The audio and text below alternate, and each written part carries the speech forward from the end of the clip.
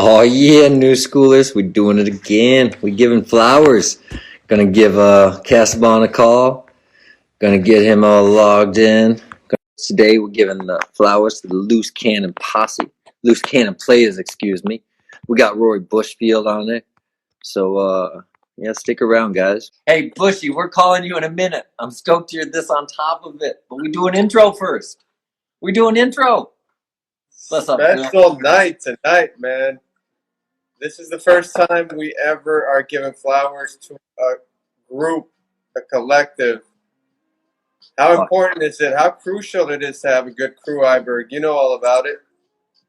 Man, I think the crew is everything, man. I think the biggest thing, if you guys are tuning in to giving flowers right now, Phil and myself, like, this is an important one. A crew is the main thing. Like, you can have your own individual style, but, like, man, you need a crew to nourish it. Loose Cannon Players, man. They created their own lane, and they fucking were epic. Crews are crucial. Facts. Well said, man. You always surround yourself with you. Oh, what you lighting up there, high grade? Oh, shit. We got a big bomb. Oh, man. You know what we do? What we do is the Dark Horse Farms. Oh, what is that? The White CBG? Courtesy Dark Horse Farms. Big up Ross Jacob. Fucking just awesome. Happy Wednesday. Yes, every Wednesday, Iberg is healing the nation. The world thanks you. Yeah, man. I thank the world. And I thank all you guys tuning in, man. This is a dope show we're going to do tonight. And Phil, if you guys never seen this show, Phil's going to bless you with the intro for Mr. Bushy Wade, and then we're going to give him a call. Oh, no, let's get him on, man. Let's, What? We're mixing up the formula? All right, then. It's Boom Bomb Connect. O'Shea. What's up, boys?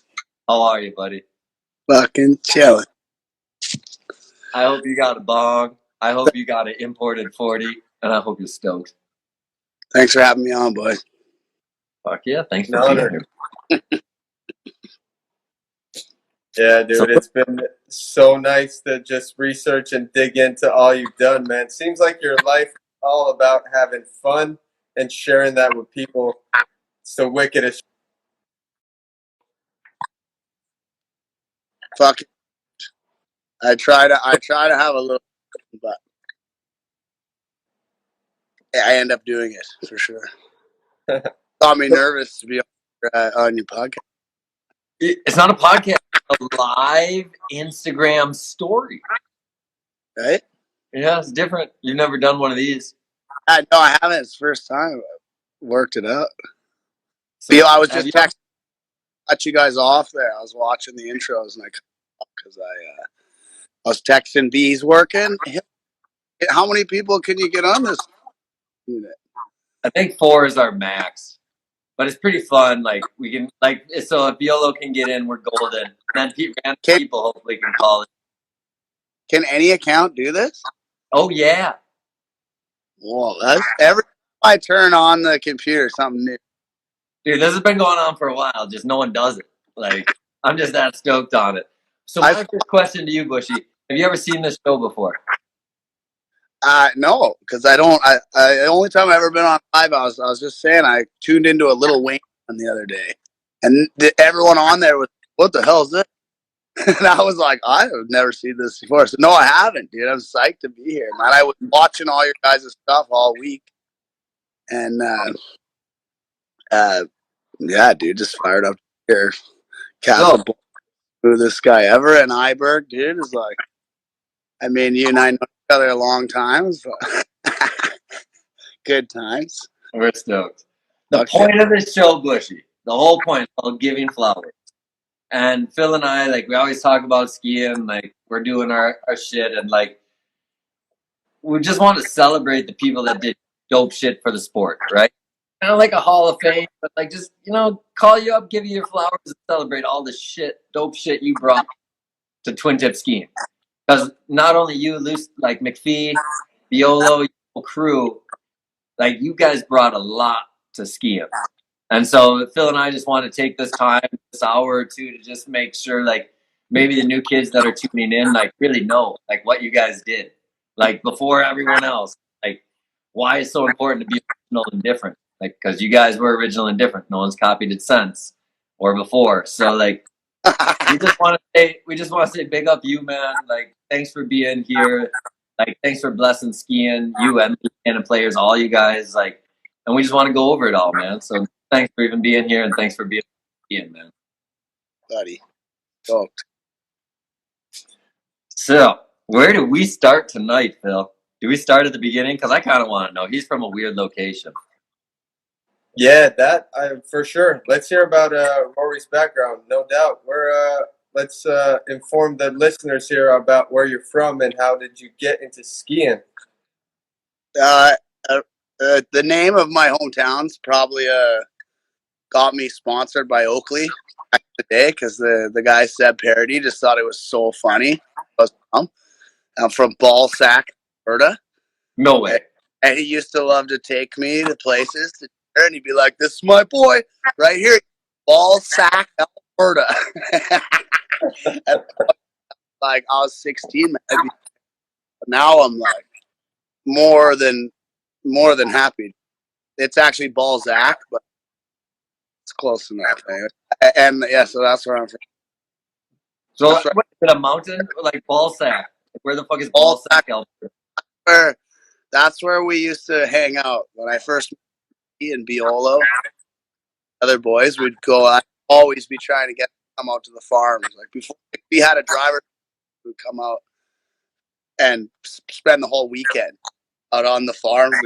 He thought it was sick. We grew up in the city, and then I'd go to his house. And I was like, "The city's sick, man. We can go to a gas station, get chocolate bars anytime we want. You know, we don't have to break the law and grab a vehicle like go to a chocolate bar." Anyway, I love the city. He loved the farm, man.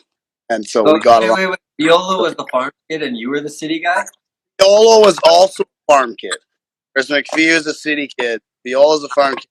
And I was but we lived strategically balls just north of Calgary. And Okotoks were from just south of Calgary. So like, and McPhee lived in Calgary. So I would meet up at Fee's house and choose a farm. And we'd always try to keep each other at our places for as long as, well, you know, no matter what tricks. It was like, when you have your friend over, you just don't want them to leave. Like, try anything to stay. We'd do that. Go for it. So you're Calgary. I know they got like a little ski bump, right? Like a Olympic Training Center kind of ski hill, something in the Midwest. Well, COP, yeah, Fee lived pretty damn. I think you could see COP's roof up on his roof. I think maybe not, but he was damn close to. And now that's you guys all got introduced to skiing. Is my question? Huh? Is that where you guys all got introduced to skiing? No, we met at Fortress, which is it's closed down now. It's an old ski hill, like a crazy cat lodge, and then a bunch of dorm.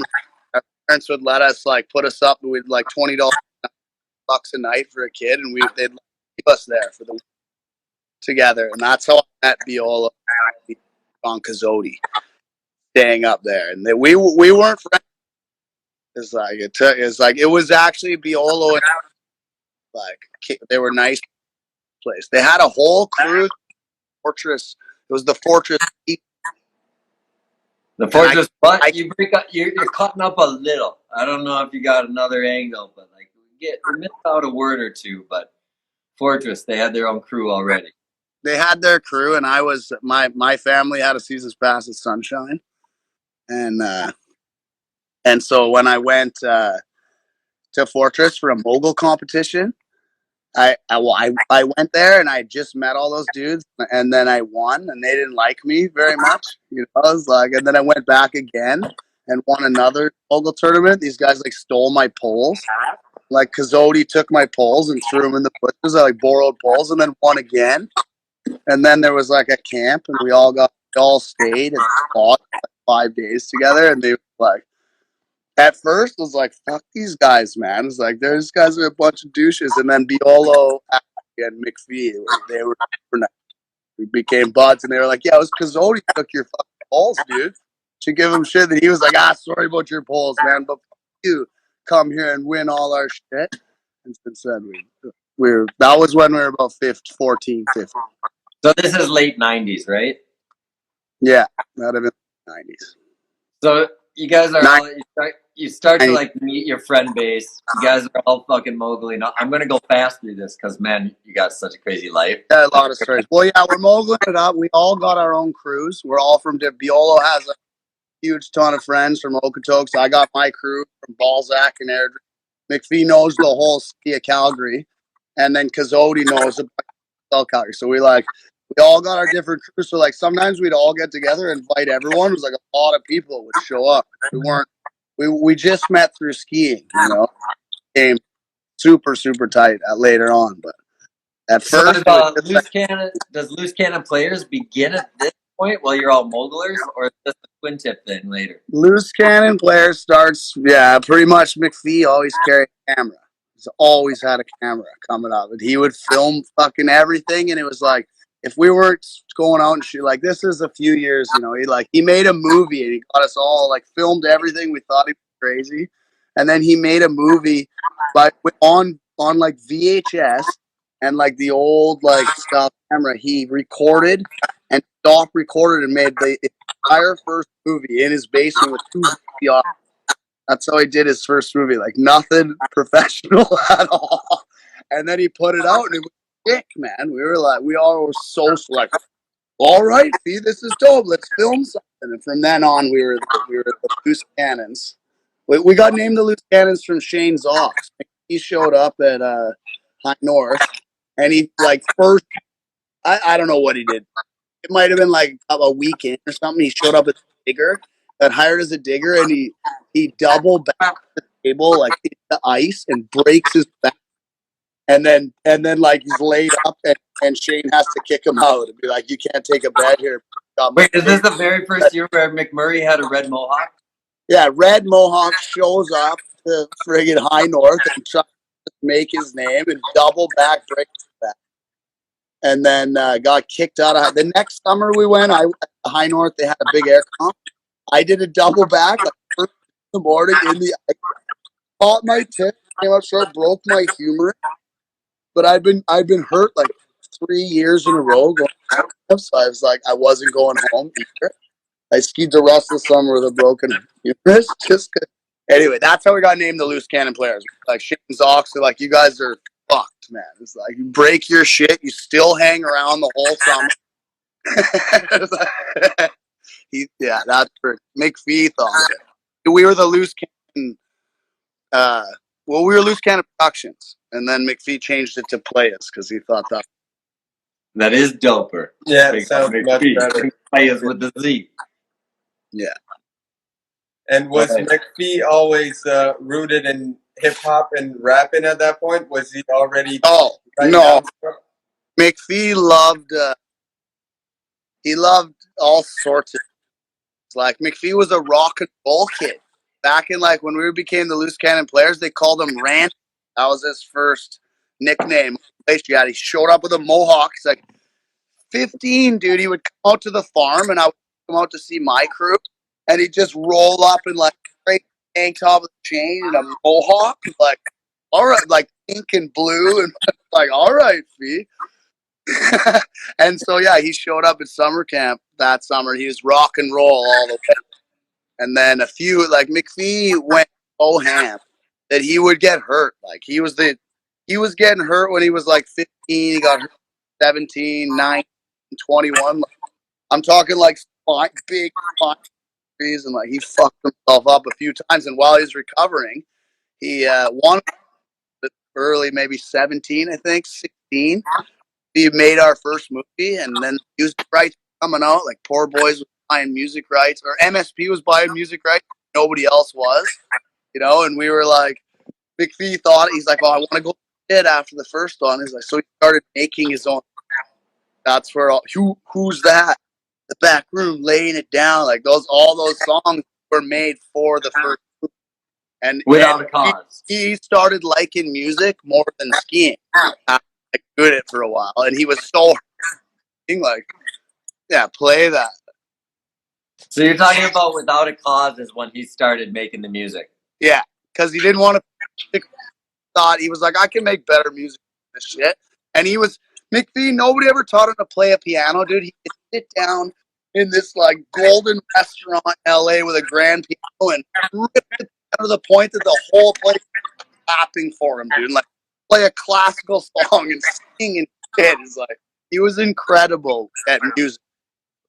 So I don't ever think he went to I don't ever think he went to a music class. He's just good at music. Him and his brother both. Family, they had him in the basement. This is one thing, like, I want to make sure, like, we give you props on, like, because it's not only having a crew that I think is a big thing that, like, helps people evolve, like McMurray and his music, you your sport, and you jumping off shit, and Biolo and everything, right? Because you have people push you. But everyone's kind of doing their own thing. So, like, the biggest thing I want to give you your props for first is, like, Loose Cannon Players is, like, making this movie that no one's ever seen. Right? Like, there's a reason why no one's seen it. Like, it disappeared. And people need to understand, like, say 2003 when the movie came out, like, you had your Guatemalan Persuader and you had all this different, and that was like by the Booze Boys with Burkon and Tufflemeyer, and then you guys had your shit. And so it's like, I don't know, man, I just want to big you guys up because, like, you figured out how to show your culture and what you liked. So you guys put Calgary on the map. Because all of a sudden we're like, yo, what? Wait, like, oh, we didn't know what a Calgary was before. Now, given our first take was that you guys jumped off houses and into dirt piles and fucking burned pieces of glass and hung out with chicks that were naked. Like, you know, everything about it was sick because it was just your own lane. No other movie was like you guys. Still to this day, we've never seen it. Like, so just big up yourself and the whole Loose Cannon crew because, like, to put the music together like that, to put the story of, like, oh, we're just living life. Like, you were characters that people wanted to be, even though that was way too extreme. You're like, holy shit, man, I want to jump off shit and fucking party like them. So, big up yourself. Take any of that credit. That was all. He was the only way to Hey, Bushy, can you move a little bit? One time you moved, we had perfect reception of you. I have to hold it. Oh. It's going to be a long... I'll hold it. I don't care. You were saying, it was all McPhee. Yeah, it was all McPhee, man. At the end of the day, I was just lucky to know him. You know, he had this drive to, like, make these movies. Like I'm telling you, that first one he made, he locked himself like in his own basement, like, just staring at the screen, hitting record, play, like, mess it up, like go back, and like that's crazy to me. So you guys were all mogul skiers. What made you? I mean, you were 2001 junior world champion, right? Yep. Okay, so you're 2001 junior world champion in the sport of moguls. And, like, I don't know what Biolo and McPhee's status were. I'm guessing you guys were all regional development team or something, like one level up or provincial or whatever the fuck. But, like, what makes you guys all of a sudden say fuck it? How do you say fuck it? Well, we did, man. Those guys said first, man. It was like Biolo and he went to call it. McPhee made contact with Matchstick Productions somehow. It was like Bush. Like this movie is like, I'm gonna get a Matchstick segment. People are gonna love this so much more. Him and Murray and Steve Winter become McPhee and Biolo go to TG. They go to. Let me ask you a question quick. How do you just become buddies with the guys that run the biggest film production in the world? McPhee, dude. He's like, this guy has buddies. That, like, McPhee was one of the most likable guys you ever met. You remember him? He's like, I do. I don't even remember how the hell he pulled off. But one day I got invited to go. It's like, I just remember being on a mogul trip and or on in a mogul can or something, and it was like the beginning of the internet. And Morrison had written somewhere about McPhee and Biolo showing up to Jackson Hole, fucking shit up. Like they lost the passes. They burnt MSP's name for getting free passes by like ducking gates. They double back like those cliffs. And the day after, they showed up early in the morning. Both of them, like first tee, just dub back these like 50, 60 foot cliffs to flat. McPhee tries a zero spin off of like a 80 foot. Like they blew Seth's mind. I remember reading about it and being like, "Fuck, boy!" Like that's how I was like hitting icy moguls and just, it was sick. It was sick where I was, but I didn't want to be there. You know, I was like, "Oh my god, man!" It's like, look what my best friends are doing, man. It's like this is hard. It's like, what do I want to go to the Olympics and hit ice moguls? It's like I want to house so bad. Home, bought my dad's truck, and with all the money I had saved up, and drove down to California. I met up with them. Didn't come back I actually got hurt right away and became a pizza boy, man. So was this at Super Park when you broke your femur off that monster step down first? My back. It was my back. It wasn't a step down. It was that hit the Candide got. Oh yeah, I thought it was the first one that took out. No, that was the one that took out Fee that morning. The same pair of skis took out me, Biolo, and in this matter of 2 days at Super Park. I was ready to quit. I was ready to drive home to Minnesota after that Super Park because I'd never seen so many people get injured that I'd do it in fucking 3 days. It was fun. We were giving it. McPhee partied all night, showed up, like, wanted to hit the little jump. I called him a pussy. I was like, follow me in, you're good. He followed me in with one extra turn, maybe. Just knuckle shatters his skill, dude. Doc said he'd never walk again or never ski again. And like that afternoon, I broke my back, and then Viola should be here. Sorry, man. He breaks his ribs the next morning. We're all like, don't want to go to the hospital, but we convinced you. We all go together, and we get this super cute young nurse, man. And we're just like, Viola starts hitting on her. Me and Fee get the worst news ever. Doc comes in and tells me he's never seen your heels shattered. And he comes in and gives me these like, it's amazing you're not on already. You've crushed your entire vertebrae, buddy. Like, you're fucked. And we're just like, me and Fee like, oh no. And Viola, they're like, you're not so bad. You just have a few broken ribs. The nurse comes in and like, McPhee in his tape pulls his camera out and gets clips of Chris like flipping his dress up. We like convinced to like flip her skirt up. We like we got a thought of him like grabbing the butt. And then the next day, this nurse, man, she comes up maybe 3 days later to Mammoth to check on us, and Chris just disappears with her for 4 hours and comes back. He's like, never believe what happened, boys. Laid out together, and it's like, oh my god, man. It's like, tell us slowly. He's like, yeah, anyway, worked out good for Chris. After a couple of and that just goes back to having a crew, man. Like, I thought my spine was broken. I was like, my mom was calling me crying, and McPhee was like, not gonna put weight on foot for 6 months. You know, it was like at the least, let alone like Doc said, never ski. And Biola's all fucked up. We're still in this hotel in Mammoth, fucking thinking everything's hilarious. You know, that was a good Super Park. I look back, it was horrible, but I had time of my life, dude. Yep. No, it was wicked. I just never seen nothing like it in my life, like ever. Every day. Bam, bam. Every hour you turn around, you're like, why is the ski patrol at the bottom jump? Oh, Billy broke his neck. Why is ski patrol at the top jump? Oh, Tommy's paralyzed. You're like, oh my god, stop it. Andy just having a set. Just fucking doing a cork fly for the biggest jump ever. Fuck, man. You guys think I could go 200 feet on this? Yeah. So sick. Phil, there's a lot of comments. They want you to talk. We're gonna like get you in on this one. I am having a better time listening to Bushy's stories here than people need to hear me say anything. So people just listen to these great stories instead of wondering what I got to say. But one question I got for you, Bushy, since your crew, Loose Cannon Play, is all about style, and one question we got for everybody who comes in is to describe style in their words. Can you do that for us?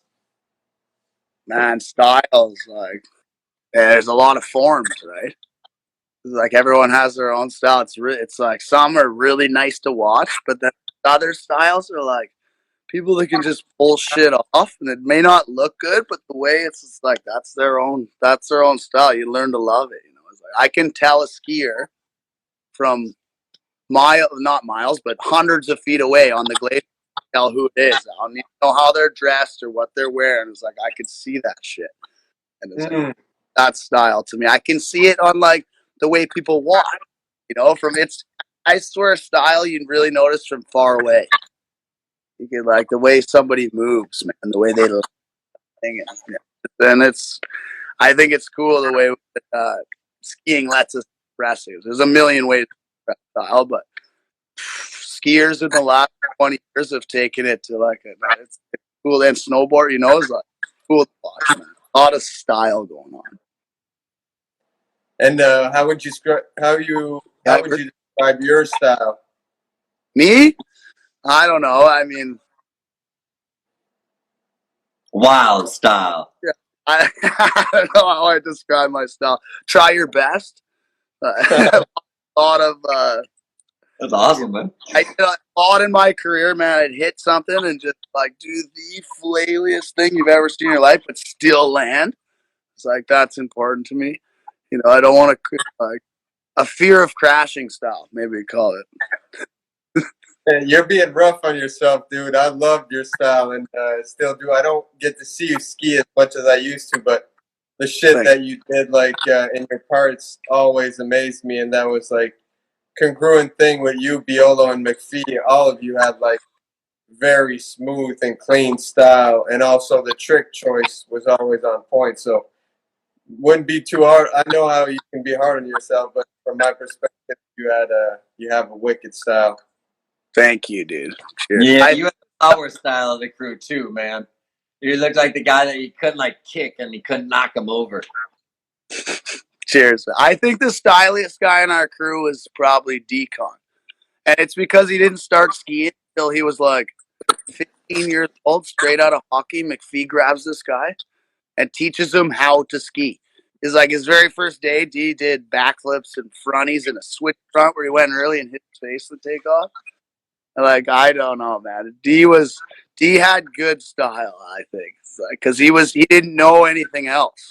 That's what he was like. For me, I was a mogul. I have a lot of mogul style going on. As you're replaying, but that's because I did moguls for years, like teeny jumps and a lot of action right into the moguls. So was Decon a rapper as well? Oh yeah. Okay, so he was the other main rapper, and like because there was two, it was McPhee and one other guy. Right? Yeah, that was like that 7. Cheers, brother. Yes, sir. I love that one too. Had fun watching forward again and seeing those clips. Fuck yeah, dude. Appreciate the ups. Let's go through dope tricks, man. So just for fun, because he just was showing stuff, and then it makes me think. Were you the first person to ever do a switch double back? I think I might have been the first to land one. I tried about 6 before I ever got one. You what? I tried about 6 of those before I ever landed one. Well, I'm pretty sure you're the first guy. If someone knows better on this chat, but like, man, like, fucking big up yourself on this shit right here, because this is like 2004 or 5. And when I see these kids, like I see a kid do a switch back or a switch dub back, it's like I watched that clip 100 times. He posted like that is sick, dude. Because I know how scary that move is. It's you don't want to over rotate that one. Not much room for over rotate. You can't really just spin your ass out of it. You're committed. Yeah, dude. You're the first I've ever seen do it. Someone's got this. Will's saying no, sorry, fakey double back was done in Australia. Okay, he might be right. He might be right, dude. Yeah, I don't know. That's why we asking the people. I mean, you can hit a jump and it doesn't require a lot of talent. Switch double back. It's just you just set and do a double back. It's like, and if something goes wrong and you over rotate, it'd be hard to save, right? That's why I think so much credit for it. Well, either way, it's fucking wicked, man. Did you ever want to do a switch triple? Yeah, I did. If Viola was on here, the guy's been trying to tell me to do a switch triple for 15 years.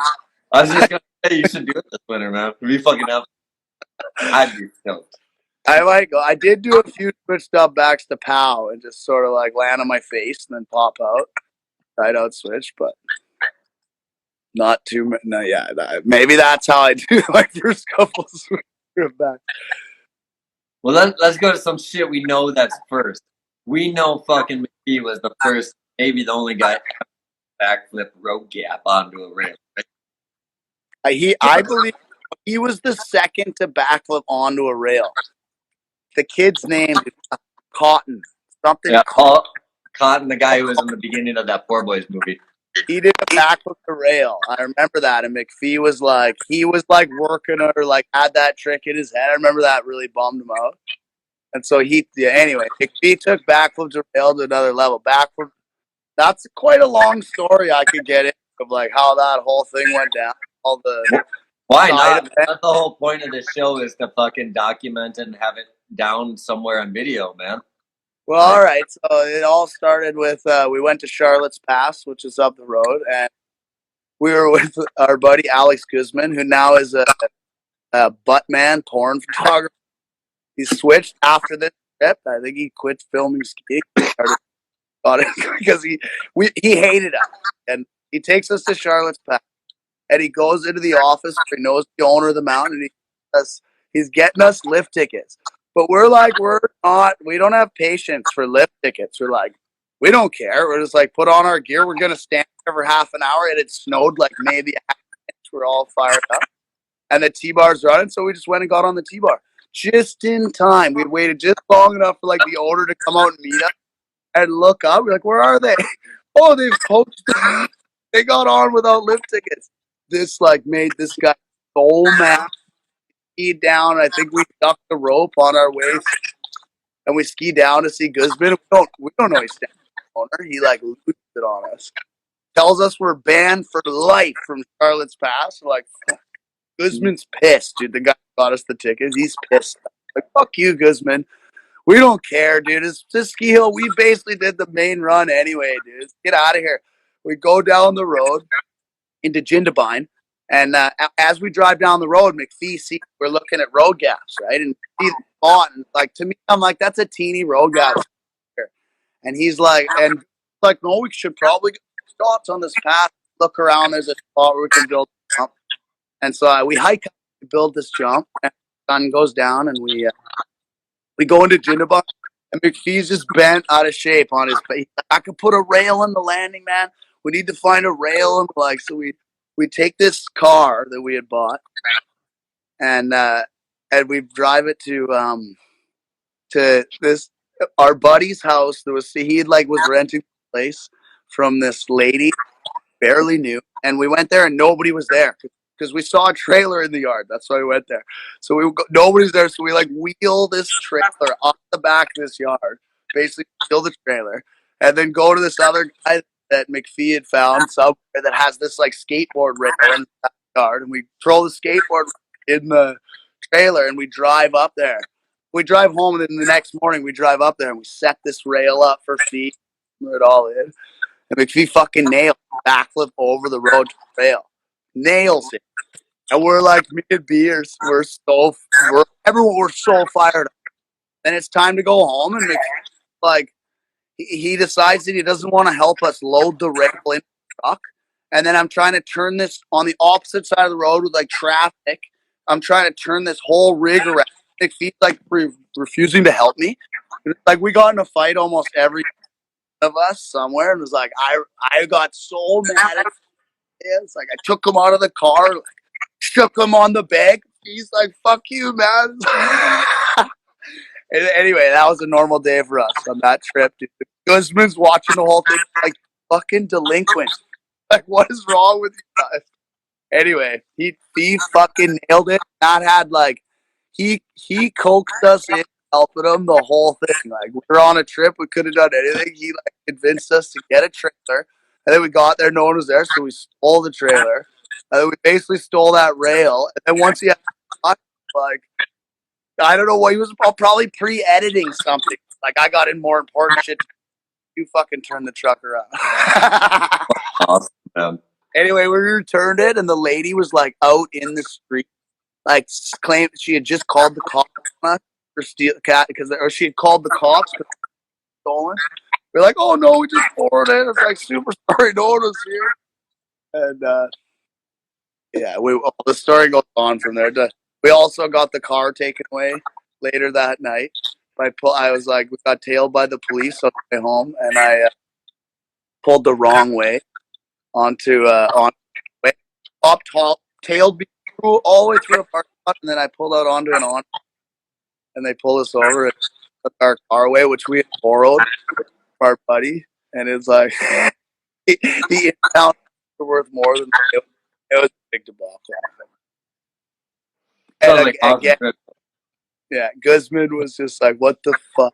There's an article that he wrote, Australian Ski Mag, that's basically just like how much, like, he's hung us out to dry, man. He didn't make us look good. You got that article? Fucking Fee had it somewhere. McPhee kept everything. Had everything. I'll have to find that article somewhere. Yeah, that thing has to be gold if that wrote it from really perspective. Our like toll of all the shit at the end of it, and it goes on and on. Anyway. Is Without a Cause somewhere where we can find it, or can it be made available to the public eye? Well, I don't know. McPhee had pulled Without a Cause for like when we filmed it, man. We were 16 years old. It was like, so the girls in the movie were the same age as us. So it's like, I ain't reposting that shit. Like, oh wait. McPhee wasn't either. That's why it's not out there. I think we were in Blockbuster all through North America, dude, with two chicks making out in Fee shower. 217. Wait. You got distribution deal for them? McPhee had a huge distribution deal, dude. He had it everywhere. And we didn't make any money. The guy he screwed Fee, like young Fee, didn't know. And he didn't make any money. He was like, bullshit, dude. Like, McPhee got huge. You know, it's like. Okay, so here's my question. Because I remember now, it's like White Knuckle or something was your distributor. No, it was Liquid distribution.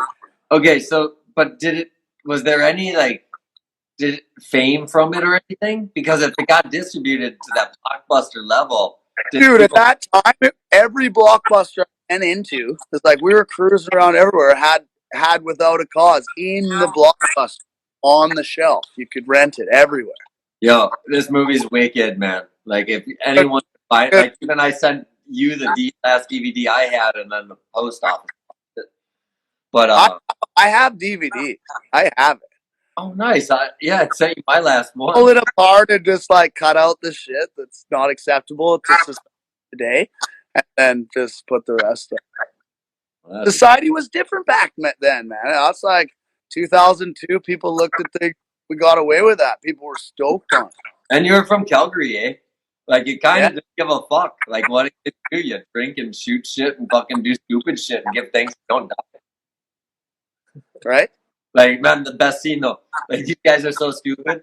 Like, I'm sorry. But, like, the one scene where you guys light that piece of glass on fire and then you, like, body slam it. And then it goes through your leg. And then the blood's just shooting out of his artery. And you're like, yo, why would you body slam glass that's on fire? Like, I wasn't that, dude. This movie is wicked, Without a Cause. If you that you can find on the internet, bro. If you look out that I found that on YouTube somewhere. That scene of Decon in a wheelchair. It's like LCP, Decon, wheelchair crash, maybe. Yo, Phil, you gotta find this. Yo, after this kid gets injured, he's in a wheelchair, got his leg all fucking wrapped up, and then they're pushing him off the roof of houses into bushes in two casts on a wheelchair, and that's a. And the best part is, dude, he did that right out of the hospital. It was like, and I was away on a mogul trip, dude. It's a whole nother reason that I wanted to be like, at that time I couldn't in bogus because I came home and they were like, "V's making this edit." Yo, you know what we did, Bushy? We pushed Billy off the roof with his wheelchair. Making this edit in his basement, and I was like, I watched the beginning. I was like, "You guys are fucking retarded, dude. If I was there, you'd never. You can't jump onto glass like that." And in the beginning, dude, it's like, "Yo, D, you gonna go?" Like the raw footage is like, "You gonna go? If you ain't gonna go, I'm gonna do it. I'll do it, D." And D's like, "Okay, bro. So let me warm up." Does a couple like hip checks to the ground, and then they pour gas, light on fire, a big pane of glass in between two speakers that it like ripped out of their car, like unplug. He's like, "We got something we can stack this on," and then he just like jumps up, body check, gets up. He's like, "Oh, I'm hurt bad, bro." Pulls this like there's like there's a huge wall right femur, man. It's like the blood is shooting. And it cuts to like the hospital. Is shooting. Oh, did it feel like, fine? I don't know. That's not it. That wasn't it. But yeah, McPhee liked that shit. I don't know why he did that. Jumping to glass. Like, lucky he didn't lose a foot on that one. McPhee was loose, man. There's a reason for loose cannon player. Like, there was one where he set up a rope swing with an extension cord off of the roof of a truck. He did it 3 times. It's like, he'd always be like, "We're not filming something. Let's do something. Let's get a shot." We're like, "All right, Fee, like, let's hang this extension cord on that it off the roof." We're like, "So he's book ya." So he's Gainer gets 4 gainers. I'm gonna do one more. We turn the camera off. He hates us for this, dude. Like cousin Dell turned the camera off.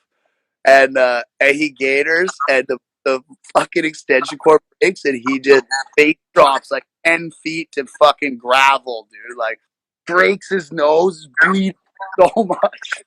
And he didn't get no footage. That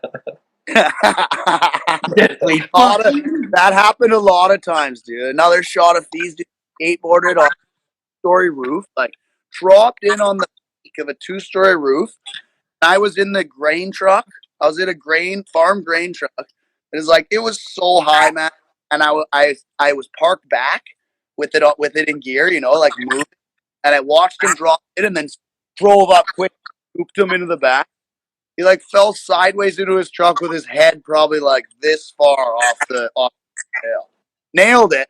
And my cousin Dell, again, he hit the record button. And it like recorded the whole thing except the shot. Fucking Dell, man.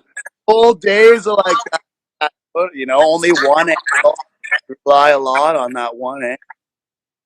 I've done it. It was my highlight of going to 16 millimeter. It was the only time you couldn't accidentally do it.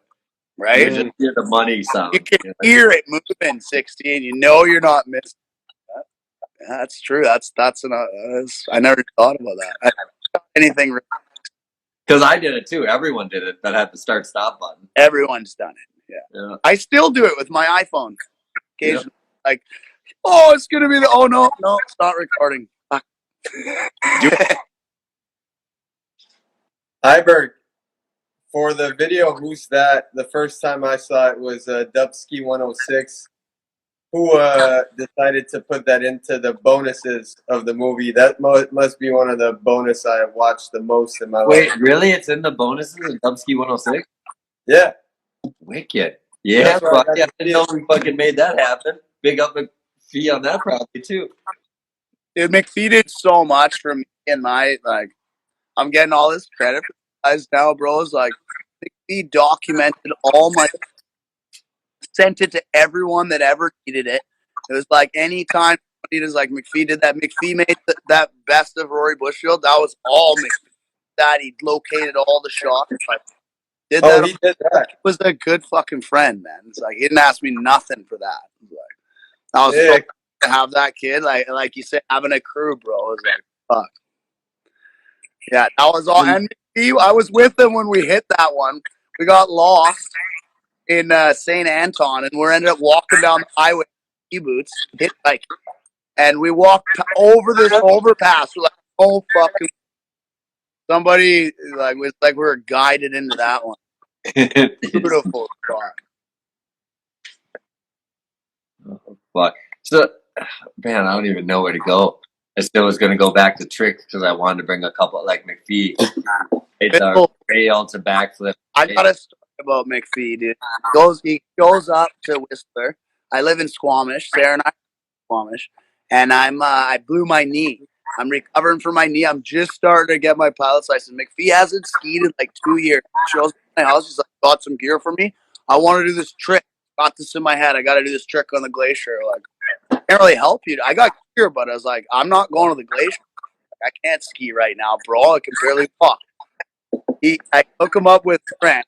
He knows forever. Trent is running the glacier. Trent sets up that rail for him. And he goes up there with my skis, boots, poles, gloves, goggles, hat, everything, dude. He has no gear. He goes up there for 1 day. And Trent sets this thing up, and they like dial it. He busts out the fizzle flip. And like 2 days later, fucking Fee's got that like edited up as like he just came out and was like, I'm gonna do this. And he did, man. When he told me he was gonna do like, you're crazy, bro. Backflip, like 2008, right? Yeah, nobody'd ever done that. If no one was hit in between rail gap, now like a rail gap, people are doing sorts of shit. But I don't see this move very often, dude. No, he's like a Jesper, a decade before Jesper. Yeah, like boom, but that's a trend setup, like perfect setup, dude. A kicker rail to down rail. That's his first try. That one. No way. Yeah. So I guess it was 2 days. I love how he called himself a rapper in the intro. Rapper. I think it was for his rap video. He like needed this clip for his video for like a line that he had written. I'll just go up and get a shot. It'll be easy. And he did, dude. Like he hadn't skied in a while because he had hurt his back pretty good. And he like anyway, he put on his skis and like he just got off. Pretty sick. I thought so, dude. That one. Yeah, I'm just staring at this. That's why I'm not talking. Came back down. And then the next day, actually, he wanted more clips, so he threw a trampoline. I have this Olympic tramp. We put it on the back of my truck. I took it to a bridge.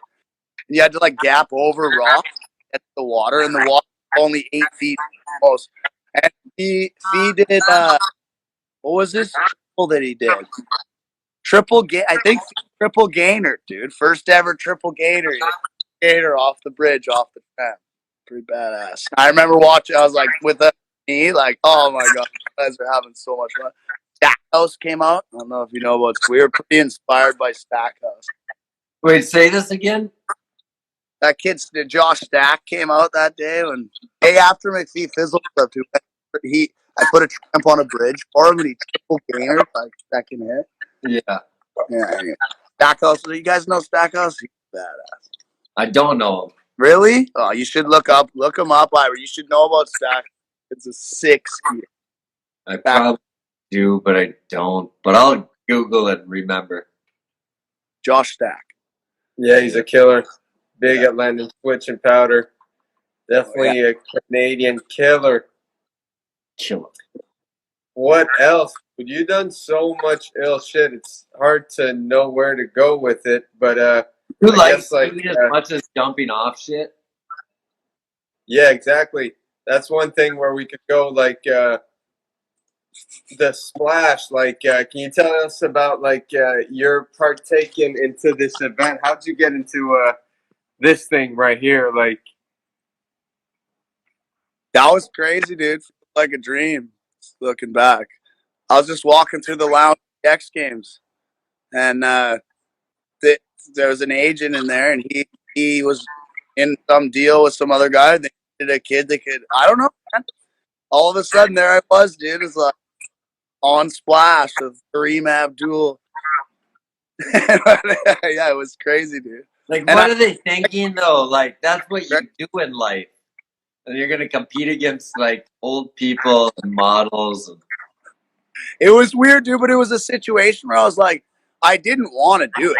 I was like, it was in the middle of the winter, and I had shit planned, and I was like, I love skiing, bro. I was like, my whole winter barely let me go to the enemy lines that year. Get some good days.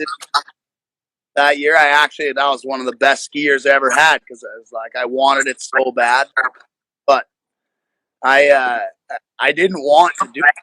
Like the people around me were like, they looked at one of my good buddies he looked at the contract. He's like, you're retarded, man. If you don't do this, like that's the biggest mistake you've ever made. Like go to LA for 3 months and jump off a diving board. You love jumping off diving boards. It was like, well, that is true. It was like, and I'm like, I could surf there too, I guess. But in the contract, not allowed to leave the country, not allowed to ski, not allowed like all this shit. I was like, fuck that. Not doing this. And but I did it, and then they let me do all that shit anyway. I had to go and ask. Yeah, and you had to meet so many cool people. I met so all from being a skier. That's what's dope. Awesome. I spent a lot of time in traffic jams, and but I met a lot of sick people, and I made enough to buy my property where I live now. It was an angel looking set me up with that one. Like, cause I'm looking back, like, man, I'm so lucky. You've been, it's paradise. So you were the champion of that show. How much did you win? I made like a $500,000 Canadian. Fucking right. That's like 100,000 US. Yeah, right. US. $500,000. I'm a dick. It was like 1 to 1. It's pretty close, dude. I made so much. Back then it was 1 to 1. Yeah, this is a really crazy thing to make that much, dude. And be on NBC, an American television channel. Like you were prime time. Like just even that like status of your name like made it a more relatable name than any other person on Twin Tips. Well, and it was sick for like I was stoked to do it for Sarah and for the Sarah Burke Foundation, which is lots of awareness, and in turn probably raised lots of money for kids through just doing that. Looking back, I'm so glad I did it. They asked me Dancing the Stars right after that. I was like, fuck that. Out of here. I have an airplane with skis on it, you fuckers. It was like, I'm not sitting in one more traffic. Yeah, Dancing with Stars is not the same level as the Splash. Splash would have been fun. Dancing with the Stars, dude. Crazy. Speaking of meeting some dope people, you've been to Lil Wayne's 30th birthday party with your boys too from Cannon. Can you take us through this, please? Yeah, I can. Bill just watched your Instagram story or something. He's like, man, do you know about this? I'm like, I think, yeah, you told me about it personally, but like, yeah, like, dude, like, yeah, if you put it out there, man, the story is wicked. It was pretty crazy, dude. Sarah was Lil Wayne, fan of Sarah, raised $30,000 for our foundation by making a T-shirt with Sarah on it, like Gangster Ski Sarah, and then invited me to a couple events. And invites me to his 30th birthday. I wasn't even gonna go. I was like all the way in LA, not going down there just without like. And then and it was like it wasn't it's not like a birthday. He just invited me. And so I called McPhee and he's like, wait, dude, you've been invited to what? And he's like, well, how much? Like, I can bring +2. I said, that's what he's like said on the invite. He's like, bring +2. And he's just like, are you fucking crazy, man? He's like, I don't know where he pulled it off. He went and asked somebody for air miles and got like a couple hours later at LA. We went down there. Viola was living down. When we linked up, and I rented a car, and we linked up, picked Viola up. We were heading down there, and it was like a drop, like 7 p.m. You got the location. It's like, be in this area, but 7 p.m. you get the location, like there for 9 or something. So we were like, fucking. McPhee wanted to be. McPhee had 250 fucking hip drives in his pockets with his music. he wanted to be there. Solo was fucking so fired up to go that he was living in LA, dadding it up hard, like hadn't skied in a little while. That was just like, we hadn't seen him in a little while. But he showed up with he was ready to party, showed up with some vodka, and he's drinking vodka in the back, like passing it around, and we're like, bro, like, don't no too ham, dude, it's early. And he's like, well, how much do you think at this birthday party, bro? And I was like, buddy, if Lil Wayne charged for a drink, I'm out of there, man. It's like, are you crazy? And anyway, of course, it's like it's like the dopest place ever. But McPhee shows up the million zip drives, and Biolo shows up as fired up as you ever seen Biolo. Biolo gets kicked out before Little Wayne even gets there. He's like falls down the stair set. That's like that, like hardcore, like like falls down the stair set, and then like some guy helps pick him up. The bouncer goes over to see if he's okay. Like tells him to fuck off and try to like start. Anyway, he gets dragged out of there, and and then McPhee and I go try to help, and both get dragged out. All get kicked out at like p.m. It's like Wayne doesn't even show up. He's not even there until like 11:30. And we get kicked out. We go to the parking garage, like blazing in the car. Fuck, man. And McPhee's so bummed, dude. It's like I was ready to leave. I was fucked up. He really burnt us there. And McPhee's like, no way, Bush. Like, fuck, call. You gotta call the manager or however you got into this place. So you gotta call them, man. And I'm like, fuck, Fee. Like, okay, fine, I'll call. I call this lady. She's like so nice to me, bro. I was like, what? Like, so mad that I kicked out, like ready to fire the bouncer. Then like you go meet me here. Come down. Like all three of you. Me and Fee look at each other. We like Biola's like sleeping in the chair. We like slip out of the car, take the keys for the car, leave Biola's. Like sneak away, go back, meet this chick, have the best night. I watched Cypress Hill play I Want to Get High, and Lil Wayne like hands me a giant blunt. Like look at him like, are you kidding me, dude? It's sick, bro. Yeah, that's the world of mine. So Biolo slept through this whole thing. Biolo slept through the whole thing, bro. At like 3 a.m, we go back. He's handed out every single fucking zip. Biolo.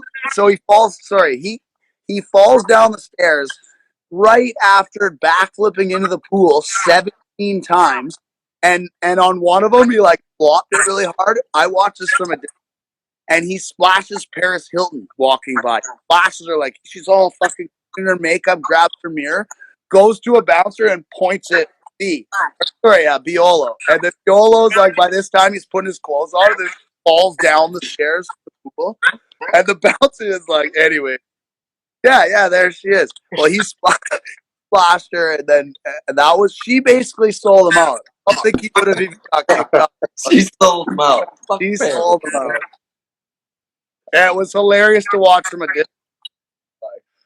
I was fucking laughing really hard, and I just was like, me and Biolo just at this ridiculous party.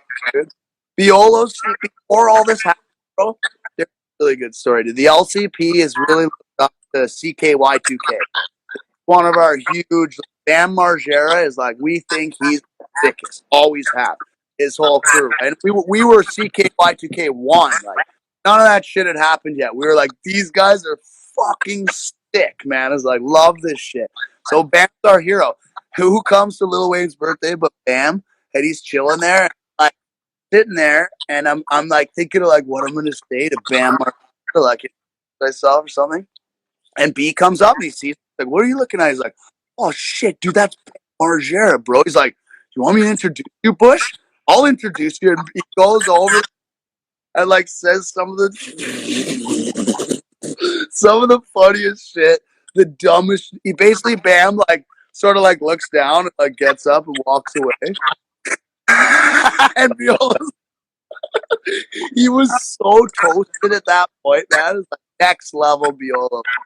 If we'd have got him to the party by 4 p.m., and like our drive to that party was one of the funniest things too. We got rear-ended, and we got out. We were just too excited to be mad at the lady that rear-ended us. We're like, oh, it's hardly any damage. Like high five. We're like, get out of here, lady. It's like she was so scared. They're all trying to sue her for neck damage or something. This poor lady. Anyway, we high-fived her. I think we gave her a shot of vodka and sent her on her way. We're just drinking and driving too. It's all good. Well, after Sarah passed away, bro, we drank vodka. So we weren't drinking and driving. driver wasn't. I didn't drink any vodka. I was driving. Well, just everyone drives drunk in LA, dude. Like, have you ever been to LA? It's crazy. It's like every single person. 12 lanes of them drunk. There are no breathalyzer check stops in LA. It doesn't exist. No, because you can't stop traffic, man. It's not like a fucking like middle of nowhere. But if BC, you'll get a DUI in Alaska, Australia, fuck nor LA, dude. Like everyone's drunk, and if they get caught drunk, they just pay. That's how it works there. Well, you know, it's different everywhere. What are you gonna do? Yeah. Stay in your garage. Anyway, I wasn't drinking, but the lady was pretty shot of vodka and then not be in any trouble for smashing. But the lady vodka too was definitely typing after she left. She was, for sure, but she was also smashing before the vodka, so we thought... Dude, she doubled negative. Hurt. That was a sick experience, Wayne's birthday, dude. I'd like to reach out to Wayne again. I've been trying. If anyone has any contacts with him, I want to ask him for something signed up for Sarah's auction, this Sarah's foundation auction. This Kareem, skateboard angle, man. He is fucking hardcore, dude. He even had skateboarding in the new DJ Khaled God did a fucking music video. Like his whole fucking segment, he's like, "Yo, I'm gonna put skateboarding in there." You're like, what, dude? He's like, this is crazy. He had a skate ramp at his 30th birthday. And who was in it? Like, I forget who was in there. He like I think he hoped people would skate it. So he was like, had a couple hired. These guys were ripping. But they were definitely like paid to do it. They weren't just there for fun. Yeah, I'd say hit up a skater, man. You have to have some link him. I don't know. But other dope shit. Let's keep going because, like, other than Splash, Lil Wayne, you also did Nitro Circus.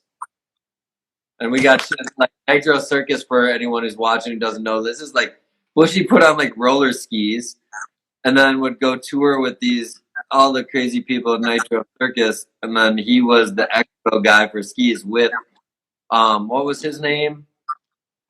Pastrana? No, the skier guy, Bushy, who was Renner. Roner, man. Eric Roner. The best, dude. Yeah, you guys were the two skiers on the tour. Well, right? I got hooked up with that one because Roner did some spot, broke his femur. And then Lindsay came to Sarah's celebration of life. And we out that night, and she's like, "Hey, we're actually missing a roller skier. You want to come on tour and go roller ski with us?" And I was like don't ask me something because I'll say yes. It's like, "You sure?" It's like, "I'll be there." He's like, and literally 2 weeks later, I was on the Nitro Circus tour. I did like 45 some shit, and every show is a pretty like it's just surviving a show on the Nitro Circus tour is hard enough on its own, especially having ski boots, roller skis, and poles. It's just like fun thing on a skateboard. Those guys like hop off their ninjas, man. Me, I was like getting stuck under the airbag at the end of the thing, and the dude smashing into the airbag, like pounding me. Like, I have no control. Roller skis are really hard to control. So, how long did you do that for? I did a full Australia and then a full Europe. Did you have the exact same roller skis from day one, or did you design and develop a roller ski? Every single time I use the same roller skis. Never switched them out. I still have them and I use them. They're like I keep them in my shed all dry. Dude, they're actually quite an asset. I'm like, you could ski right off the Chief, base jump out. You could use them to do a lot of things. Once you hit like 40 miles an hour, they start working like real skis. Yeah, enough vibration. What have you used your roller skis for other than Nitro Circus? This might be on the internet, man. I set up a jump in my neighbor's yard in Spanish, and I was like, "This is before the Nitro right when they asked me. This is in the 2 weeks between like when they asked me when I was born. I got the roller skating, and they're like, test these things out. So I built a kicker into a big bush in my buddy's yard, and put on Into a bush. It makes the most into a bush. All this stupid gear, and Dex was with me. TJ Schiller shows up his Range Rover, and he tows me. We do it in this neighborhood, and I do so many speed checks. By the time I'm done, there's the whole neighborhood, like 50 people on the side of the road. I'm like, he's towing me back, waving at people. Speedman shows up, cape on me. It's weird. He like finds a cape in my truck, and he puts this cape on me. You're like, all right. I'm waving at people. I'm like, I find the kicker, and I like expect to like stick to the bush, dude. I hit the bush, it kicks me out, backdrop, and I'm like rolling around the ground, all winded. And these guys, everyone comes around. I'm like, oh bush, is like rolling right where Dex just shit. It's like she shit, and I'm like rolling around in pain, like I like squished her shit with my back. And then rolled around, all like broke a rib or two. I didn't break a rib, but it's like it hurt a lot, man. And then I sent the video to Travis, and he was like, "Fuck yeah, buddy! I'll see you next week." Like, seems like you got her dialed. Anyway, that's fucking awesome, man. Yeah, that's shout out to weird tangents. Yeah, you just mentioned your dog Dex, who passed. My condolences for that. All three of us have ties in loving dogs in life. Iberg owns a company that I know it will nourish the pets to heal them, and my nickname is B-Dog, and you have perhaps, maybe not anymore, but Dex knows best food. But any words of love you'd like to send to Dex right now that we are on here, dog lovers? Hey man, love your dog, bro. They love you.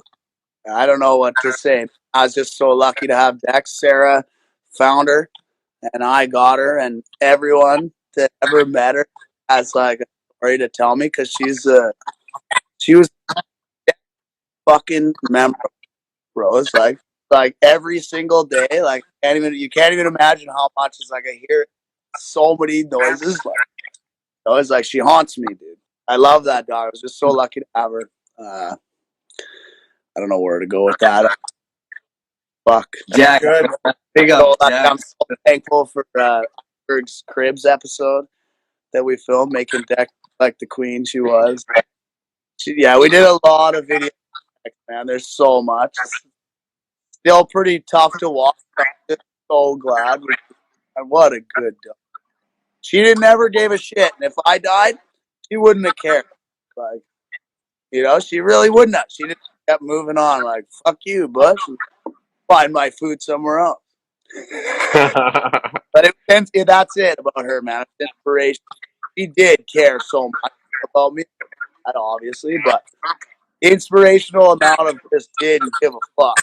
Like, and not even like any other dog I ever knew that bit would at least feel a bit of remorse. Not Dex, dude. She was like, live to get the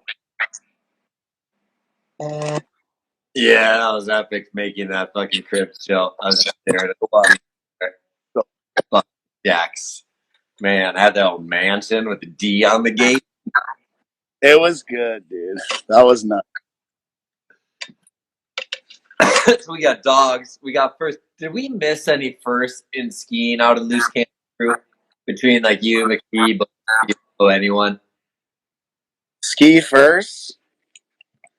Kazodi did a bunch of shit that still like I don't much of anymore. Like the Kazodi roll, the K roll. Do you remember that? Yeah, I totally forgot about it. 4-7. Like just keep his face to the ground. It's weird. And he also had. So Kazodi was a Loose Cannon player. I still don't see like Margette's is the closest I've seen to that like really weird, like the flat spin down the pipe.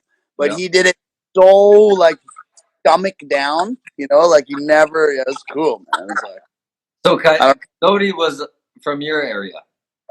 Yeah, Cody Calgary. It was us 5, really. We were the true LCP. McPhee pissed Coyote off early on. He became a rapper, and McPhee hanging out with like to be a rapper. He thought he needed to be like Eminem, hang out with a bunch of like actual fucking kids in jail, like kids. And then Coyote had a party, and McPhee came over there with like 2 buddies, and they robbed Coyote. He took all his shit. Yeah, and so Coyote from that didn't like it very much, and there was Coyote also had a girlfriend, is like love, sweet girl. He also was like, this girl was awesome. She loved Coyote, but she also wanted to be in these movies. So there's like all these shots of her in movies, and Coyote did not like. And fair enough, that was his girlfriend. He told her not to do it, did it anyway. And then he told McPhee not to put it in. But those are like some of the best shots in our movie, man. And she was in all sorts of scenes. That's so awesome. I never knew he was like. So was he in the movie Without a Cause? Oh yeah, Coyote was in the movie. So was his girlfriend, and so was. Oh yeah, dude. When Without a Cause came out, Coyote was pretty pissed, dude. It's like he didn't like it. Because I always thought he was. I had one shot of him in Stereotype in the credits because he was on Lion Skis, and I wanted to get shots with him that year because of Line. But like I never knew his background really or anything. I just know out like 1 year did doper shit than anyone that was unique and different. And then all of a sudden he was gone. So I didn't really know where he's from or what his deal was. But he was wicked in the he was wicked in the air. He did a 1440 at it. Like before there were 8, he was busting 1440 tail grabs on an air sight hit. Like that's 1440 tail grab on an air sight, dude. Like I'm not telling. That was before they built tape. 1440 on air sight. Like a shrub. But so steezy, dude. Like true tail. He was doing true tail like so. No, he was next level Coyote. Big up Coyote if you see ever, because I was always a. We always thought those guys were sick farm boys. Man. They were jumping over cars and shit on the farm just like us, dude. That was our Wisconsin. Yep. We got to grow up with those guys. They were special, unique, and different. Yeah, they were cool. But they love skiing as much as all 3 of us, I'll tell you that. They love skiing, yeah. Colby gotta be. I'm looking for Coyote and Stereotypes. It's only one shot. It's like a big line that he does, like in the credits, like where it's a straight line in the backcountry of Utah. Really? So even a trick. There it is. Oh yeah. Well, I don't even remember that. Yeah, Coyote was a good skier too, man, and a really good skateboarder. Really good skateboarder. But he was a gangster, dude. Like he did all sorts of bad. The baddest kid, dude. He didn't shit. Anyone had a problem with him? He was a badass. When Coyote got his first package from Oakley, his parents, like such a wild kid, parents thought that he had scammed somebody and stolen these clothes. He made like the Oakley guy had to call his parents like, "Son's super talented. Just want him to wear our logo." They couldn't believe it. They like sent him a bunch of sunglasses. Cody's parents thought that he had stole that. He got him. That's awesome. You're not really this good kid. Yeah, well, I'm sure they support it. If they're watching, I don't really know the story that much. I just know that John. I mean, he told me that. I thought that was pretty crazy. My parents were a bit skeptical too when I started getting boxes of free skis. They're like really? It's like you didn't steal this somehow. No, my parents, they never would think. So let's go into skis quick.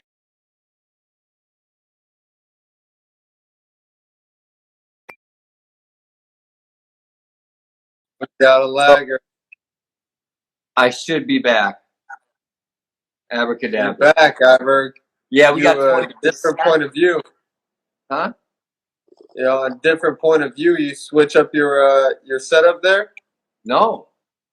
Oh, same thing. I might be just tripping. Yeah, I'm tripping. What was I gonna say? But Bushy, do you still have a pro model ski? Not currently made, but none What's of them that? in my. No, I don't have one currently being produced, but I have a ton in my shed. Yeah, they're awesome. I'm But no, saving. that's what I want to like big up you on too, because a pro model is a big deal. And if we I look at like Nordica, I thank you. actually think now that I think about it, you might be the only person that had a pro model with them. So can you name another Nordica athlete that had a pro model? So the fact you created a pro model company, only one man, big up yourself on that, because there is a lot of pro models in the last 20 years, but to get it with one company that never gave it to anyone else, yeah. Thank you, bro. I take this moment to thank Nordica for that. Yeah. Now No, what? good, man. You big bad bumping Brad. Like that's what I think of Nordica is you and Mr. Holmes. Brad Holmes this shit. You know what? Brad Holmes and me, we're best buddies. You know that? I need to know something. Is he cocky as hell? I never really met Brad Holmes at all. I Like want to know something else. And did you ever talk shit? who, me? Yeah, you to Brad Holmes. No, I never met Brad. Wait. And if you did he ring your bell? A lyric. Yo, that's his rap song, man. Roll with John McMurray and you might get stabbed. Check my homie Decon in his 6-inch gash. I forgot he was up to date. I was only through 99 with his rap. Yeah, there's some. McPhee had some really good lines. I bust a rodeo, then I hit some yayo. Check out the video. I'm gonna make some sales.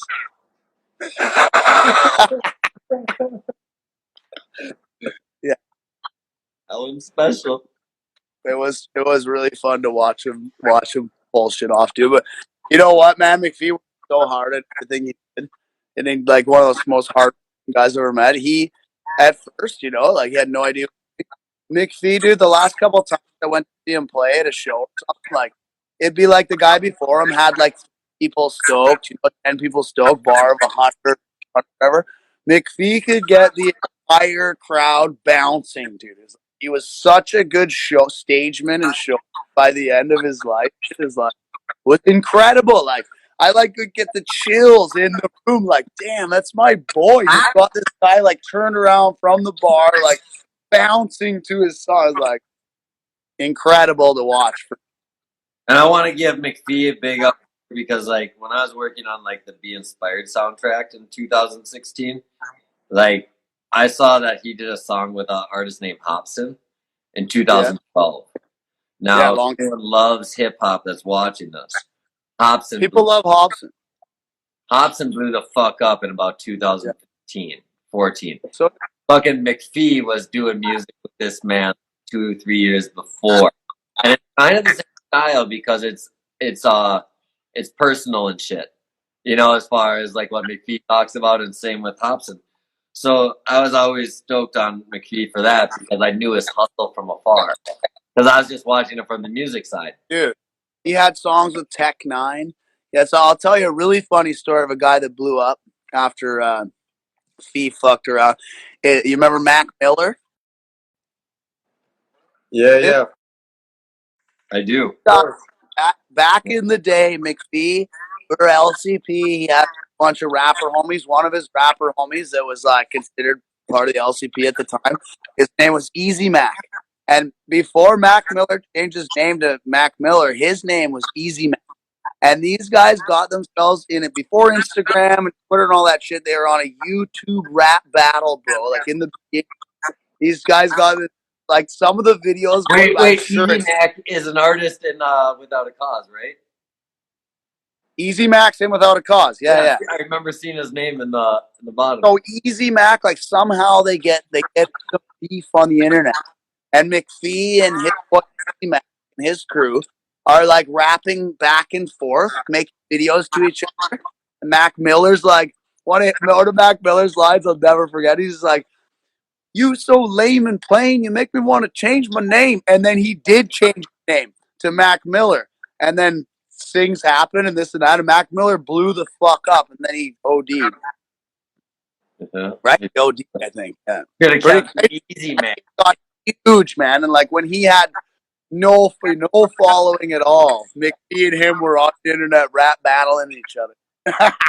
And it was some of the funniest shit you'd ever heard, dude. I'm sure they pulled it because like, they went a bit over the top, but it was fucking awesome. It was awesome. Rap battles. Fucking Yeah. Phil, when is the first time you like saw Bushfield, and did you have any thoughts of him like when you saw, like did you, because you had to have seen him like jumping off shit? Because I mean, like, yeah, I don't know. I'm curious on your opinion as a 13-year-old kid watching these guys. Yeah, first time it was in Forward, Berman's movie, and the shot I pulled up of the Cork 7 on the QP was my shit. I'm going to pull it up again, and now I was an instant fan of the style, and he had also a clip on a rainbow rail. That's the first time I was introduced to Bushfield skiing. Cheers, buddy. Yeah, man. Yeah, the notion for sure. What about you guys? What is the root of the Iberg and Bushy connection? Man, call Viola so we tell that story, bro. I can't call him. He's all private and stuff. Really? I can't. How do I do that? The only way is if he calls in. So if he's watching, he can call in, but I can't call him. And you can't call him. Call in. He'll figure it out. He'll be watching. Yeah, that'll really chime up his gears. These loose cannons head to Colorado, and I'm the only one in the crew that has a spot at the X game, and I'm still skiing moguls. And so, like, it's not, I sort of feel bad. I'm like, Cody deserves my spots way more than me, but I've won 2 qualifiers here and there. I was like, I had a spot in half pipe and slow style, and so we leave from somewhere. We try to take a shortcut to the X Games. We try to go, the back way to Aspen. Nobody goes because the pass is closed now. But we're 17 years old. I got no clue. Yeah, we're just on a regular map, no GPS. Yeah. Take the regular maps all the way to the end where the road's closed. Like fuck, like 5 hours all the way down to get to Aspen the other way. We show up late, miss practice. Violo's just grilling me the entire time. He knows that you get a team manager pass. You have a spot, you get a team manager pass. The team manager pass gets you everywhere. He's like so hyped, fast. He's grinding me the whole day. He's like, I get the pass. McPhee's like, anyway, it was like Viola wants the pass. We're arguing over who's gonna, and we go in there, and we finally get to the X site. You've been there, and you were walking in the thing, and friggin', I'm like, first thing we're gonna do, I'm gonna go check in, and you're gotta be with me. I'll give you that pass. We're walking there, we see the tent, like, oh, registration. Just so get there, and Iberg walks by. Huge, baggy, puffy pants, Oakley, looking dope as shit. He walks by, and Viola just like he'd seen a supermodel. He's like, is that Iberg? And he just like hairpin turns away from me. And I'm like in a hurry, man. We're already missed training. I was like, I gotta fucking check in. He hairpin turns away and goes into this crowd like chasing Iberg. And I was like, fucking who's Iberg, man? I have no idea who this guy is. And I go in, I get my shit, and I don't get the old pass just because I'm pissed at him for doing that. And then later on, it's like he's pissed at me. Time goes by, and then every time we'd see Iberg, I'd always be like, Iberg and I didn't know each other at all. But I'd always look at Viola and be like, in a voice like, is that Iberg? It's like making fun of him. And so I think Eric thought that I was a dick for a while, like making fun of him. Anyway, we've quickly became friends. But I always thought friends off Bushfield say, is that Iberg? Iberg and that's our friendship. Yeah, is that Iberg? Anyway, I always looked up to Iberg because we were the first ever times I went to any sort of big event. It's like him and Tanner were just owning it. It was like these were the kings of everywhere they went, cameras are clicking. They're like, these guys are kings, and they like went on to do some incredible shit after that. And I think Tanner's the sickest for sure, but a lot of his success is having a fucking boy like Iber, the crew shit, right? Again, it's very important. Yeah, back to cruise, man. Yeah, Fantastic story. is that Iber? There was someone that wanted to call in. Oh man, he left. But fuck, I wish Viola was here. That'd be great. Right, I just can't text them. That's the thing, right? It's like, well, dude, we're like what? We're an hour and a half. All right, guys, I've got 18% battery. That means about 20-some minutes, maybe half hour. But if anyone ever wants to call in and tell a random Bushy or loose cannon story, feel free. Because we've had some fun random call-ins. That's the best part. We can make this 4, right? So you could maybe get some person that like has like some awesome story about you. We'll see. But fuck, Phil, what else we missed, man? Like you have so much shit, Bushfield. Yeah, on so many fronts. Like you wake skate every body of water possible. It seems like just like the coolest shit. Do you always carry a winch in your truck ready to go and a winch man by your side? Gazabon, that's my passion these days. I mean, I love snow and I love shredding anything, but I tell you what, dude, is like I fucking love riding a piece of plywood that's like pintail in the back through glassy water with obstacles. It's like I tell you, dude, it's one of the funnest. You know, you never know when you're gonna. Let's clarify quick. It's not wake skating. It's Jindal. Name you say is? It's Jindal boarding. You're supposed to. You can't ride wake skates too easy.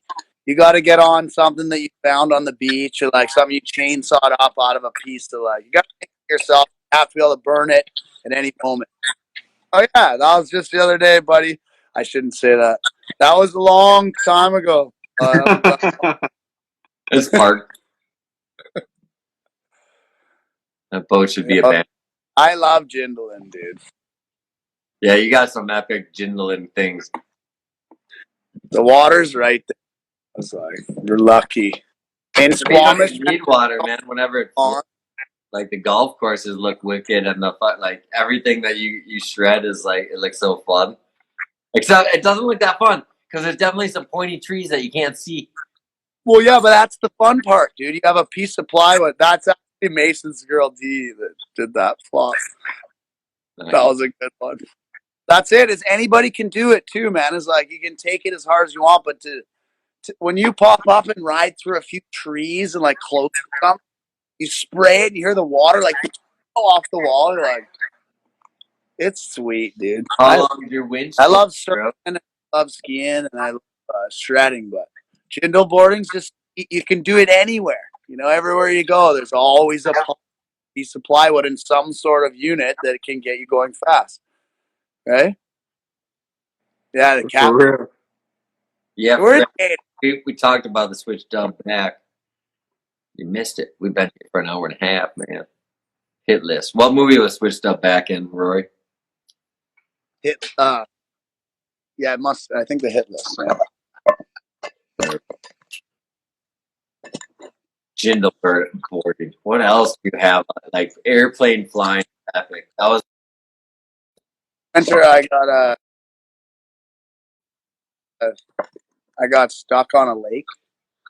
I like had a really good day. You know, we went shredding, and then on the way home, like, let's go. We have lots of gas. I went to go have a look, and I don't know, man. I was fired up from the day. It was like I saw this little lake, and I scouted it once. I was like, I'm gonna get this little lake. Sure, we'll get in and out of there. It's like, so we landed, and we parked by the ice, and find this little ice cave. Like, sun's hitting the ridge.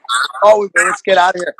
And I go and I like look. Like now I'm sitting in the plane, like looking at how I have to climb out a little bit and have 6,000 feet, a little ice lake, tail of a ice wall, and then a lake. And I'm like, I tell my buddy to get out. I'm like, maybe I'll try to take off without you, dude. Let's see how this is like.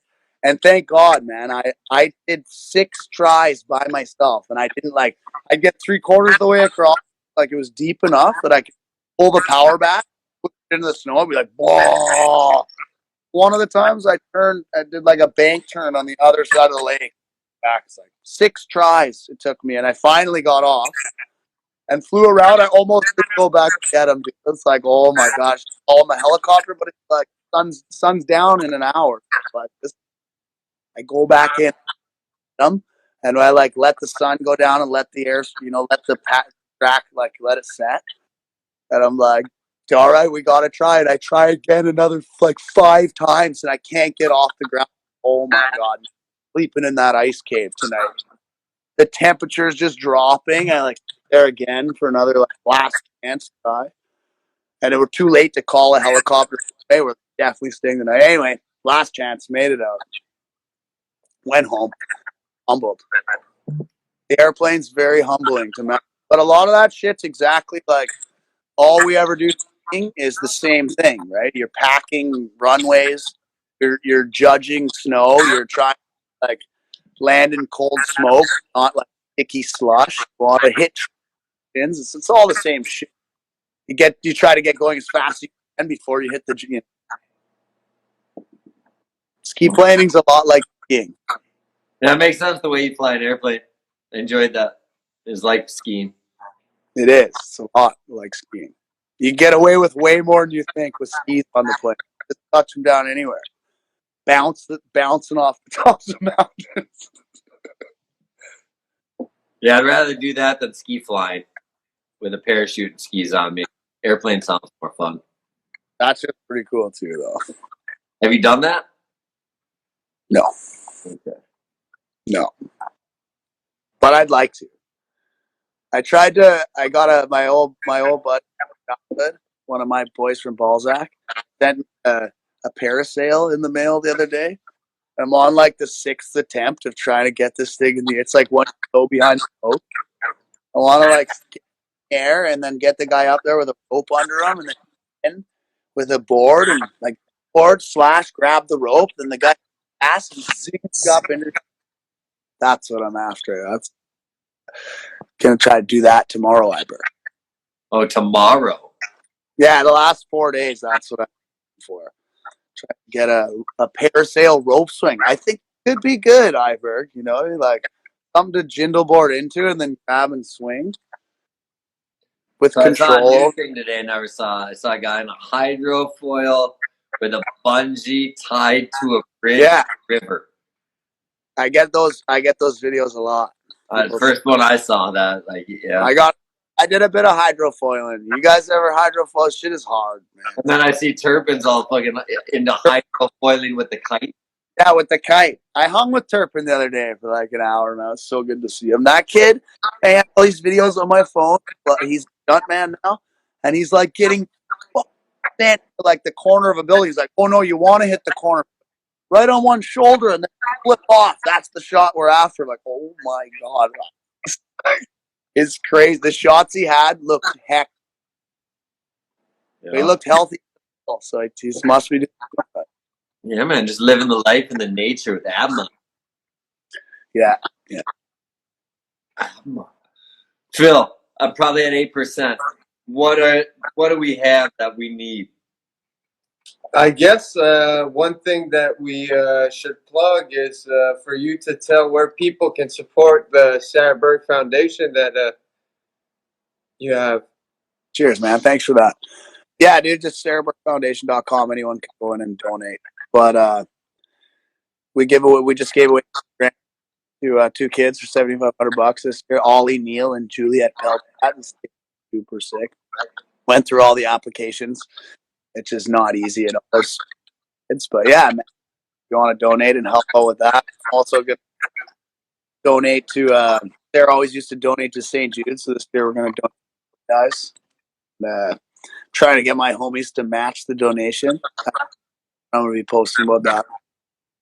And then, what else can I tell you about our Burke Foundation? We got a coming up this Christmas. I'm trying to get sick items. I'm watching. Getting a basketball from Chris, and I'm trying to just reach out. I'm trying to get it at Lil. I haven't talked to him for years, but I'm sure if I get the right message to him, he'd be down. He was a fan of Sarah. And yeah, man, that's about all I got going on for the Sarah Foundation. But pretty sick, pretty psyched to do it. Give the two kids check, dude. It feels good, man. And we're gonna do a whole show on Sarah one day. So like, don't like, just so you know, out of all like, you know, like we want to give Loose Cannon the time. You're the representative for Loose Cannon. You know, as you said, McPhee, R.I.P. Like did most of the work as far as helping the crew be up the map, and so we got to give him his shine. But just so you know, we're gonna do the same thing for Sarah, but give her her own show, and then make sure everyone calls in and.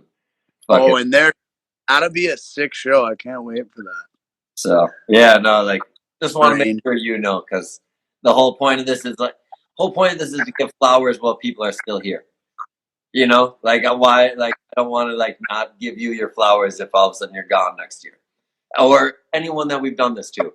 So like we want to celebrate you, say thank you for everything you did for the sport, man, and continue to do, because like all those things, Flash and fucking Nitro Circus and every single thing, like when said and done, you got to do them because of twin tip skiing. Like if you didn't twin tip ski, it wouldn't be.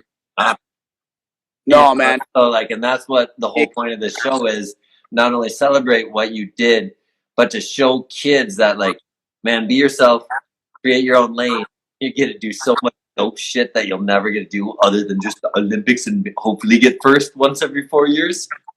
Like you can do dope shit every fucking day with skis on, or because of people you meet. Oh yeah. So, man, cool give everything you've done, Rory. Straight up, love you. Love you too, man. Fuck yeah! Thank you for all the credit, dude. I just for sure, dude. All this skiing opportunities because of that. It's things I've got to do. I'm very, very grateful. Just to get to talk to a legends like you guys right now, man. Are you kidding me? You're the legend. I just hang out in Drake 40s and smoke CBD in Minnesota with skis behind me. Dope ass skis, though, right? Yeah, but we got the stuff here with us here, so yeah, man. We got the super legend right bottom left on my screen. Fucking beat dog needs to get himself a job.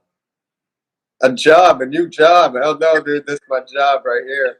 Giving flowers to this man, dude. Just showing people how to have fun and enjoy themselves every day. For real, dude. You crafted your own lane, and that's like, I commend you for it. And that's what people should strive for in life, is to do something they love every day. And success is freedom. And it seems like you've attained that freedom. And it's beautiful to see. Thanks for coming on, Rory.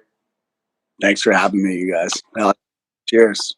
And what would you got any, like, if you had anything to say, like, for, you know, we got a couple kids left, but like, I don't know, you got a microphone right now. It's on New Schoolers. We're going to post this shit on like New Schooler video.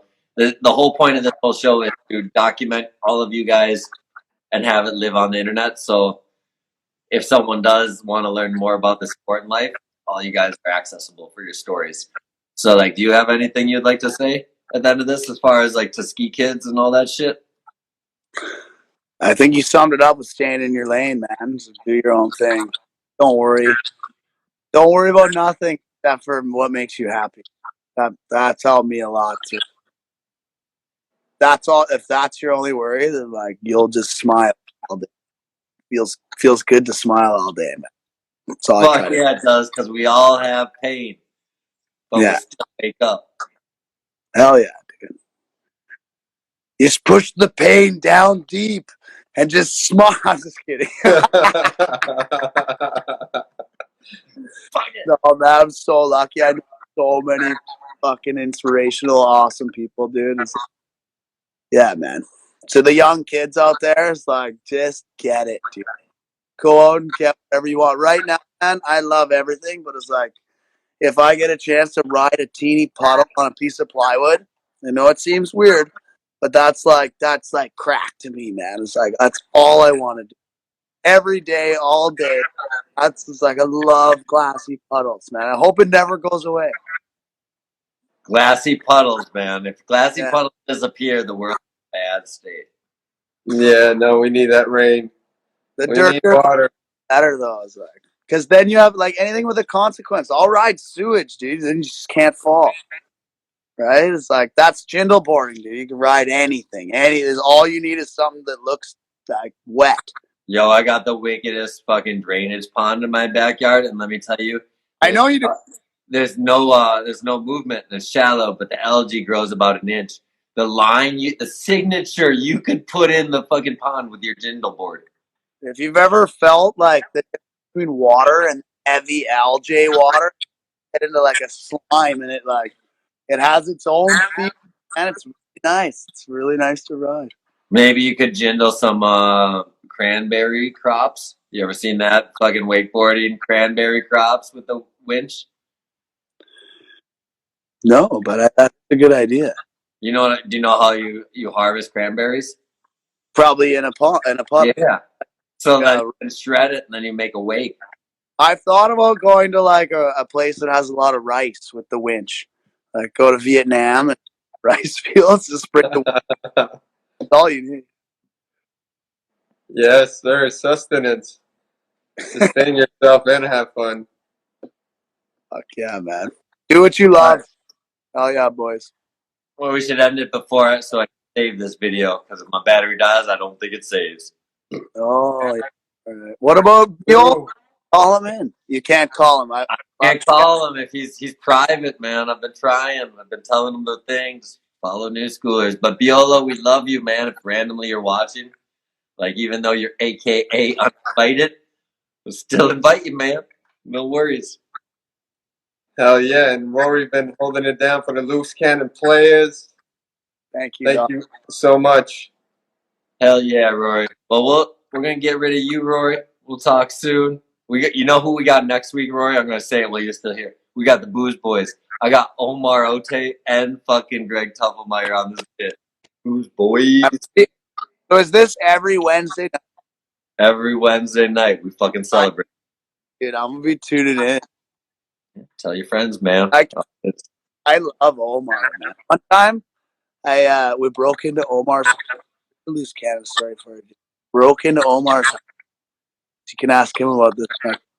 And well, first he let us stay in his house. He was all nice, and we ran out of weed or something. We ran out of weed. We were like, Omar has a jar. We broke into his house and like took a couple nugs out. You never would have noticed, but with a note and like $4 change or something stupid. And he was like, "Fuck you guys, man! Come in and steal my weed." Like, we gave you $4, man. American. Yeah, we were doing like we had a lot to learn about like respecting places that we stayed back then. Fuck, man. That's what I get to kids, man. Respect where you stay. It can go a long way. Burnt the LCP. We burnt so many bridges back then, dude. Like someone let us stay in their house, and then we'd leave and be like, "Oh, thanks for having us." We'd be like, "No phones. We didn't have their numbers. We just go back to this like vacation house. Nobody's there." We're like, "Oh, they won't mind." We like go in and stay there for a week, you know, and then they'd come and we get busted. Oh, sorry guys. They're like, "This actually isn't cool." This happened to us a few times. There's another piece of advice from Rory. Yeah, don't just post. It's not cool in people's houses when you're not invited or they didn't say. But we didn't have cell phones even. Like we didn't even have cell phones back then. We were just like hitting pay phones and making calls, and like someone doesn't answer, you're like, "Fuck, we don't have anywhere to go." It was like I don't know where to go other than that place. Hey, sometimes you do what you gotta do, and it got you there. We would keep the key code enters for like Rossignol. Used to buy like back in the day. We'd get condos in Rossignol. Then we'd check out. Like they wouldn't change the code. We like live there the whole summer. Empty. That was mostly Biolo though. Peace, boy. Invite. Thanks for jumping. No, Rory. Take care, brother. Couple stories. Yeah, Don't do that, kid. Okay. Peace. Do I just X my out of here? Oh, I X you out, buddy. All right, buddy. Peace. Remove Bushy Wayne. Fuck yeah, we're still saving. I think I got a percentage. Got text message and shit. But yeah, man, that was epic. Damn, the storytelling is real, man. I'm hyped. He's a good storyteller. He might be the best storyteller. You probably could go for a day, and everyone is epic. Loose cannon players, man. Fuck. Like, if you guys don't know, research it. Go check out McPhee. Go check out Viola. Go check out Bushfield. You know, go check out Coyote. Like, they did some dope ass shit to put the sport on the map, and they did it their own way. Through hip hop, through fucking weird ass tricks, jumping into cliffs or bushes and shit like that. But next week, who we got? Is that Iberg? Next week we got Tuffelmeyer and Omar Ote, the Booze Boys. People be there for this. Michigan's finest. Are they both from Michigan? Both are from Michigan, but they also going to be representing Indiana's finest, Nick Mercant. Okay. So, 2 Michigan boys and then fucking representing the whole crew. Fucking Midwest ass finest, but remember, they still in the East Coast time zone, so I question their Midwest fucking name. We'll bring that up next week. But word up. Big up yourself, Iberg.